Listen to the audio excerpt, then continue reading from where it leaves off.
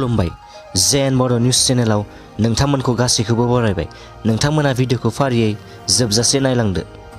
बाक्सानि सालबारियाव मोनसे गिख्रंथाव जाथाय सोमजिदों। सासे फिसाज्लाया गावनि असे बिफाखौनो रुवाजों देथारदों। बे जाथाया जादों बाक्सा सालबारिनि हस्तिनापुराव। 22 बोसोर बैसोनि बिस्ति गयारिया गावनि 44 बोसोर बैसोनि असे बिफा बाबि गयारिखौ रुवाजों देनानै बुथारदों। मानि थाखाय आरो मा जाहोनाव बिफानि सायाव बेबायदि गिख्रंथाव थांखि लाखो बेखौ दासिमाव रोखायै मिथिनाय जाथ'वाखै। बे समाव दुथां बिस्ति गयारिखौ पुलिसा खाबाय आरो जाथायनि सायाव नायबिजिरनायखौ जागायनो थाखाय सिगांबाय। KLOनि कामान्डार इन चिफजों लोगोसे सा 9 जन केडारफोरा म्यानमार हादरनिफ्राय भारतआव हाबफैबाय होनना खौराङाव फोरमायदों।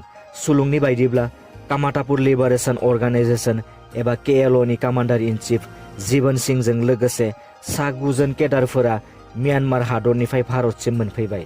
मिथिनाय बायदिब्ला केडार्सफोरजों लोगोआव गंथाम राइफल्सफोरबो दंफायो। सुलुङा फोरमायनाय बायदिब्ला दा KLOनि सोद्रोमाफोरा भारत आरो म्यानमार बर्डार खाथिनि दाबसे मोनथि मोनै जायगायाव दङ।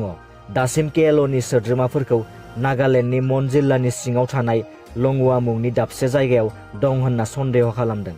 मोनसे सोमोनांथाव खौरां। हारियानानि गुरुग्राम सहराव मोनसे सोमोनांथाव जाथाय जादों।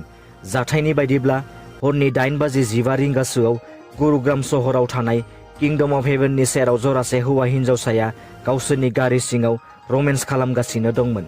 बे समावनो पुलिसनि खसाबाव थानाय नंखाय पुलिसा बेनि सायाव नोजोर होयो। नोजोर होनानै गारिनि खिरखिखौ खेवनो थिनो आरो सानैनिफ्रायबो मबाइल आरो आइ कार्डफोर सेख'नानै लायो आरो सानैखौबो पाब्लिक प्लेसाव बेबायदि रमेन्स खालामनायनि दायाव थानासिम लांनो हुमखि होयो।